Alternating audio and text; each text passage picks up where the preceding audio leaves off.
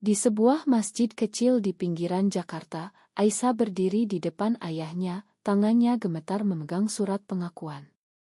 "Ayah, aku mencintai seorang wanita," katanya dengan suara pecah, mata penuh air mata. Ayahnya, seorang ustadz terhormat, langsung memukul meja, wajahnya memerah karena marah, dan dalam sekejap, dia mengusir Aisyah dari rumah, meninggalkannya sendirian di jalanan malam yang dingin tanpa sepeser pun uang. Aisyah, gadis berusia 22 tahun itu, tak pernah membayangkan bahwa pengakuan jujurnya akan menghancurkan segalanya. Dia tumbuh di keluarga konservatif di Jakarta, di mana agama adalah pondasi utama kehidupan. Ayahnya, Pak Rahman, adalah pemimpin komunitas masjid setempat, dikenal sebagai orang yang taat dan tegas dalam menegakkan nilai-nilai Islam. Ibu Aisyah, Bu Siti, selalu patuh pada suaminya, meski hatinya seringkali terbelah antara cinta pada anak dan kewajiban rumah tangga. Aisyah memiliki 2 saudara laki-laki yang lebih muda darinya, dan mereka semua hidup dalam harmoni yang rapuh, hingga Aisyah bertemu dengan Maya. Maya adalah teman kuliah Aisyah di Universitas Indonesia. Mereka bertemu di kelas sastra, di mana Maya, dengan rambut pendek dan senyum percaya diri, selalu menjadi pusat perhatian. Maya berasal dari keluarga liberal di Bandung, di mana orang tuanya mendukung segala bentuk ekspresi diri. Pertemuan mereka dimulai sebagai persahabatan biasa, tapi lambat laun berubah menjadi sesuatu yang lebih dalam.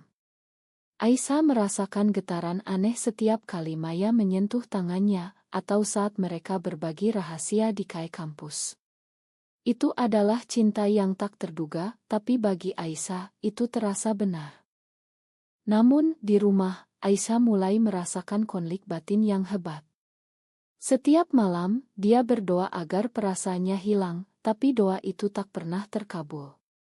Dia membaca Al-Quran, mencari jawaban, tapi ayat-ayat itu malah membuatnya semakin bingung. Apakah cinta ini dosa? Apakah dia layak diusir dari surga? Pertanyaan-pertanyaan itu menghantuinya, hingga akhirnya dia memutuskan untuk jujur pada keluarganya. Tapi keputusan itu membawa malapetaka. Setelah diusir, Aisyah tinggal sendirian di sebuah kos-kosan murah di pinggiran kota.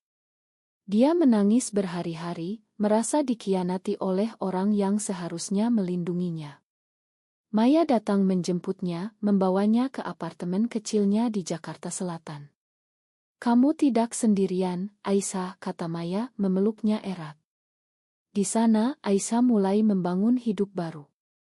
Dia mencari pekerjaan sebagai guru les priat, meski ijazah sarjananya belum selesai. Setiap hari, dia berjuang melawan rasa sakit hati, tapi juga merasakan kebebasan yang baru. Sementara itu, di rumah keluarga Rahman, suasana tegang.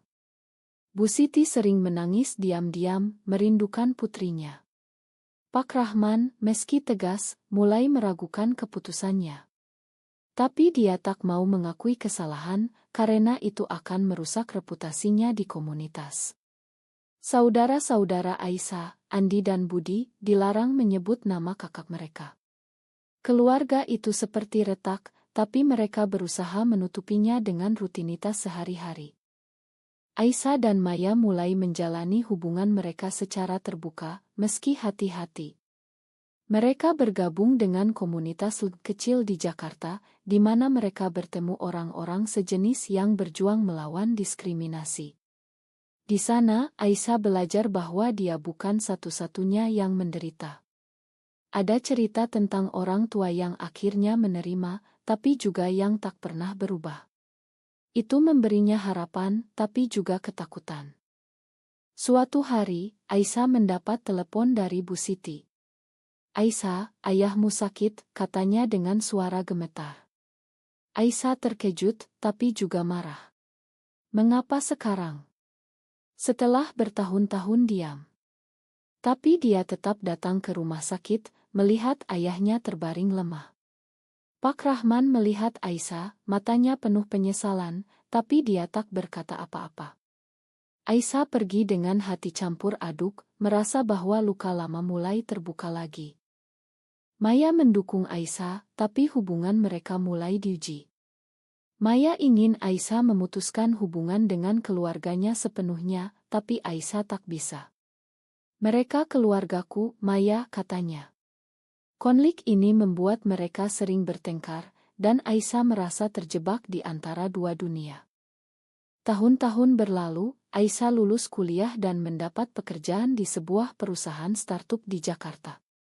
Dia naik jabatan cepat berkat kecerdasannya. Maya juga sukses sebagai desainer grafis. Mereka hidup bahagia, tapi bayang-bayang masa lalu selalu ada.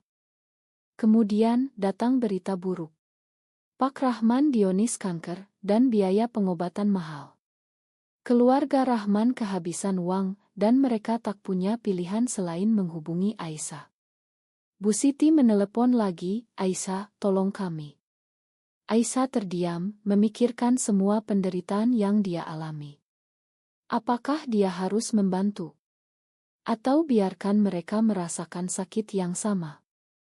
Aisyah duduk di balkon apartemennya, memandang lampu-lampu kota Jakarta yang berkelap-kelip. Telepon dari ibunya masih bergema di telinganya. "Kami butuh bantuanmu, Nak," kata Bu Siti dengan suara parau. Aisyah merasa dada sesak, campuran antara kemarahan dan kasihan. Setelah bertahun-tahun diusir, sekarang mereka datang memohon. Maya masuk ke ruangan, melihat wajah Aisyah yang muram. "Siapa yang telepon?" tanyanya. Aisyah menceritakan semuanya, dan Maya langsung marah. "Jangan bantu mereka, Aisyah. Mereka menyakitimu." Tapi Aisyah ragu.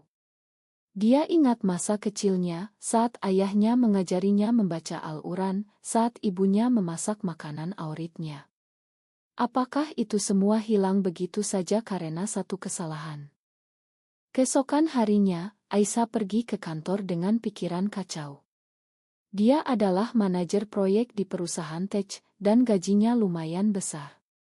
Tapi uang itu hasil kerja kerasnya sendiri, tanpa bantuan keluarga.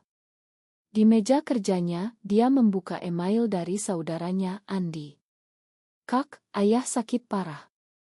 Kami butuh uang untuk operasi." Aisyah menutup mata, merasakan konflik batin yang hebat. Apakah membantu mereka berarti mengkhianati dirinya sendiri? Di komunitas LGBT, Aisyah bercerita pada teman-temannya. Ada yang bilang, makan mereka, itu bagian dari penyembuhan. Yang lain, jangan, mereka tak layak. Pendapat itu membuat Aisyah semakin bingung. Dia mulai membaca buku tentang psikologi, tentang trauma keluarga dan penerimaan diri. Tapi buku itu tak memberikan jawaban pasti. Sementara itu, di rumah keluarga Rahman, suasana semakin tegang. Pak Rahman terbaring di tempat tidur, tubuhnya semakin lemah.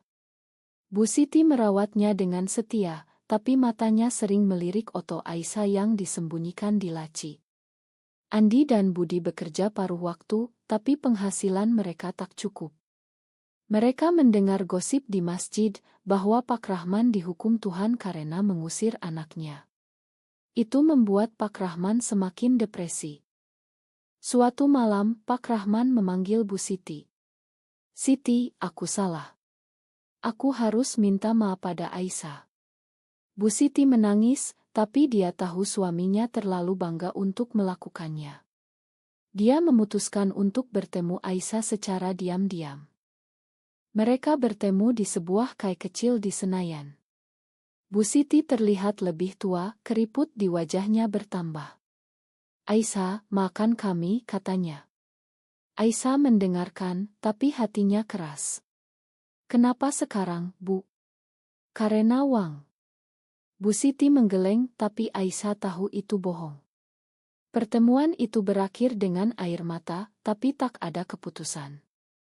Maya melihat perubahan pada Aisyah. Dia menjadi lebih pendiam, sering termenung. "Kamu masih mencintai mereka, ya?" tanya Maya. Aisyah mengangguk, dan itu membuat Maya cemburu. "Aku yang selalu di sisimu, bukan mereka." Pertengkaran semakin sering dan hubungan mereka retak. Aisyah memutuskan untuk berkonsultasi dengan psikolog. Di sesi itu, dia menceritakan semuanya, pengusiran, perjuangan, dan sekarang permohonan bantuan.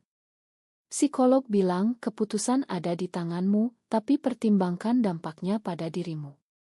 Aisyah pulang dengan pikiran lebih jernih, tapi masih ragu. Kondisi Pak Rahman memburuk.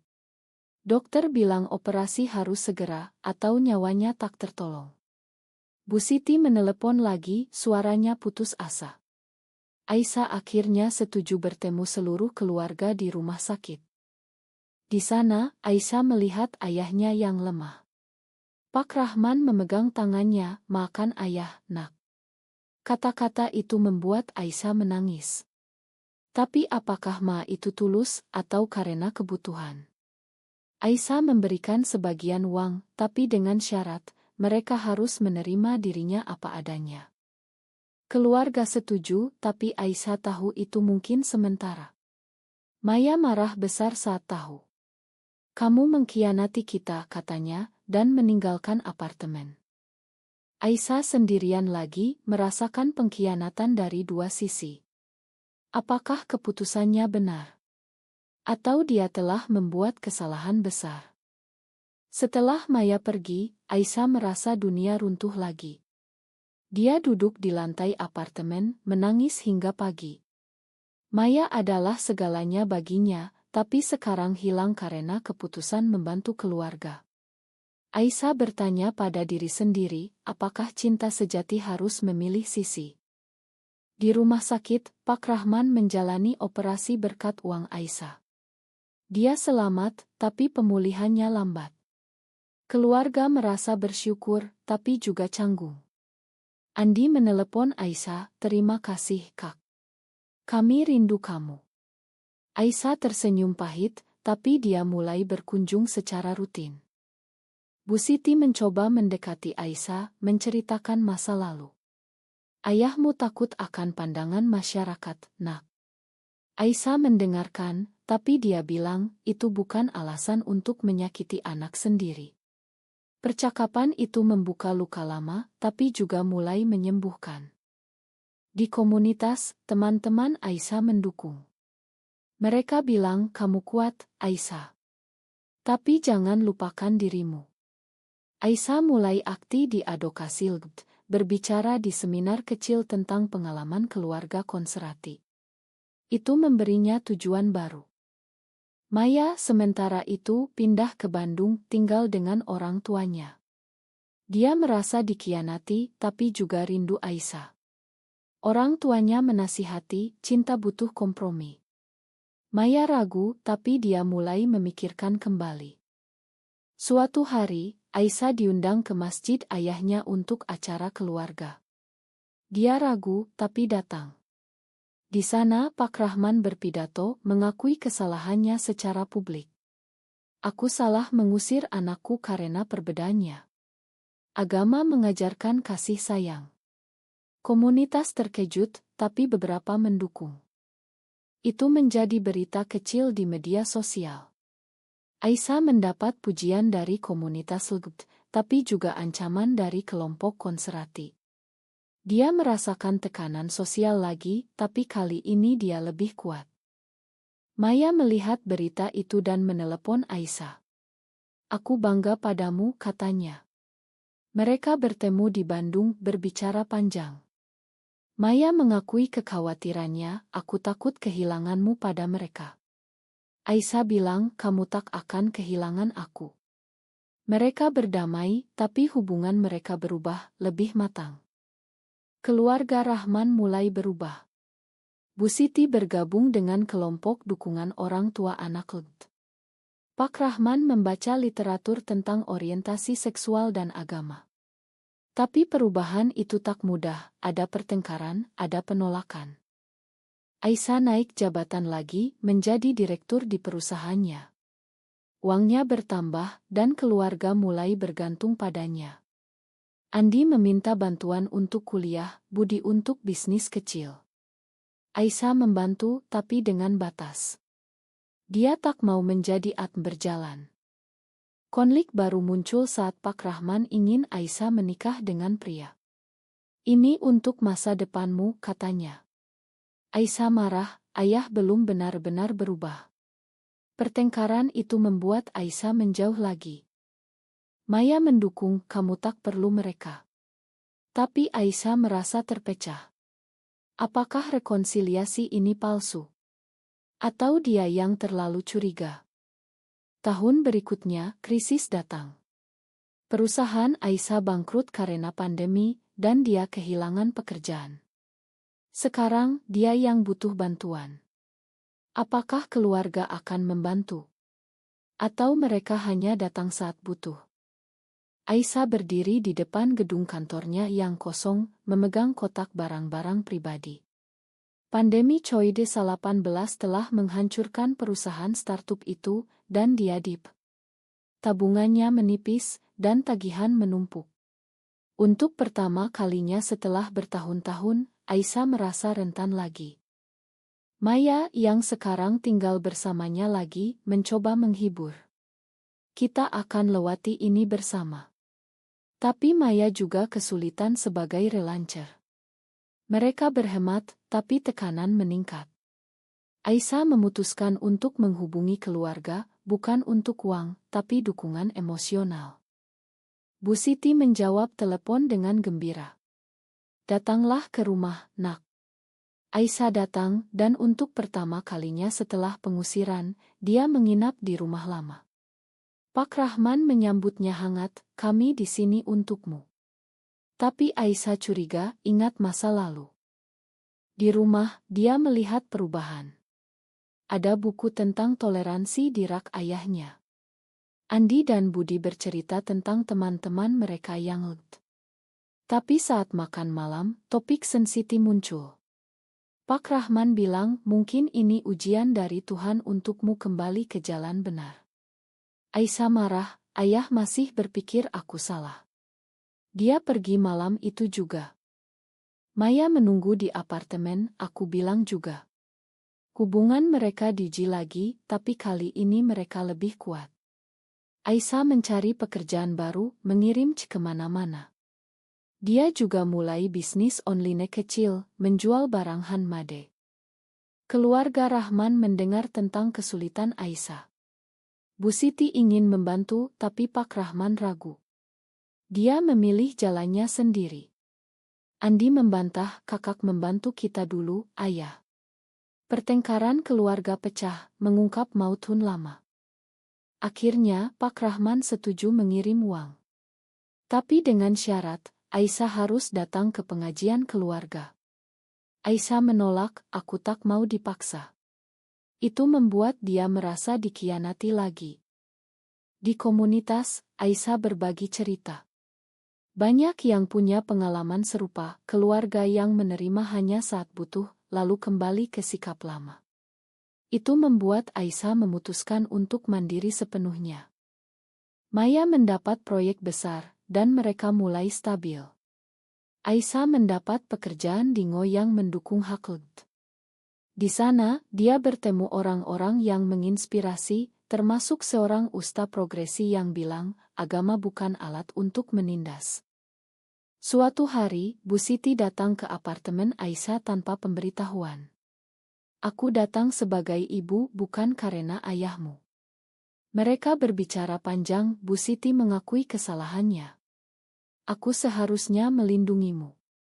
Aisyah memakan, tapi tetap hati-hati. Pak Rahman sakit lagi, kali ini lebih parah. Dia menelepon Aisyah, aku ingin bertemu Maya. Aisyah terkejut, dan membawa Maya ke rumah sakit. Di sana, Pak Rahman bilang, maafkan aku, Maya. Aku salah menilai kalian. Itu momen emosional, tapi apakah tulus? Setelah itu, keluarga mulai menerima hubungan Aisyah dan Maya. Mereka datang ke acara ulang tahun, meski canggung. Tapi masyarakat sekitar mulai bergosip, dan Pak Rahman kehilangan beberapa murid di masjid. Aisyah merasakan beban, apakah perubahannya karena dia, atau karena keadaan. Dia memutuskan untuk menguji, dengan mengundang keluarga ke acara Mereka datang tapi Pak Rahman pergi lebih awal. Itu menunjukkan perubahan belum sempurna. Konflik mencapai puncak saat ada demo anti-LGBTI di Jakarta. Pak Rahman diminta berpidato dan dia harus memilih sisi. Demo anti-LGBTI di Monas semakin memanas. Pak Rahman berdiri di podium, mata ribuan orang tertuju padanya. Dia melihat Aisyah di kerumunan, berdiri bersama Maya dan komunitasnya. Hatinya terbelah antara iman tradisional dan cinta pada anak. Pidatonya dimulai dengan ayat Al-Quran tentang kasih sayang. Lalu, dia bilang kita tak boleh menilai orang dari luar. Anakku mengajarkanku itu. Kerumunan bergumam, beberapa marah. Pak Rahman turun dari podium dan mendekati Aisyah. Aku memilihmu, katanya. Itu menjadi titik balik. Media meliput, dan Pak Rahman menjadi simbol rekonsiliasi. Tapi dia kehilangan banyak teman, dan masjidnya sepi. Keluarga Rahman pindah ke rumah kecil, hidup sederhana. Aisyah dan Maya menikah secara simbolis di komunitas mereka. Keluarga datang, meski Pak Rahman ragu. Bu Siti memberi selamat, aku bahagia untuk kalian. Tahun-tahun berikutnya, Aisyah sukses di Ngo menjadi advokat terkenal. Maya membuka studio desain. Mereka hidup bahagia, tapi ingat perjuangan. Suatu hari, Aisyah mendapat surat dari ayahnya. Terima kasih telah mengajarkanku arti cinta sejati. Aisyah menangis, merasa luka sembuh. Tapi cerita ini mengajukan pertanyaan, apakah memakan keluarga yang pernah menyakiti karena orientasi seksual selalu benar, atau kadang itu hanya memperpanjang penderitaan?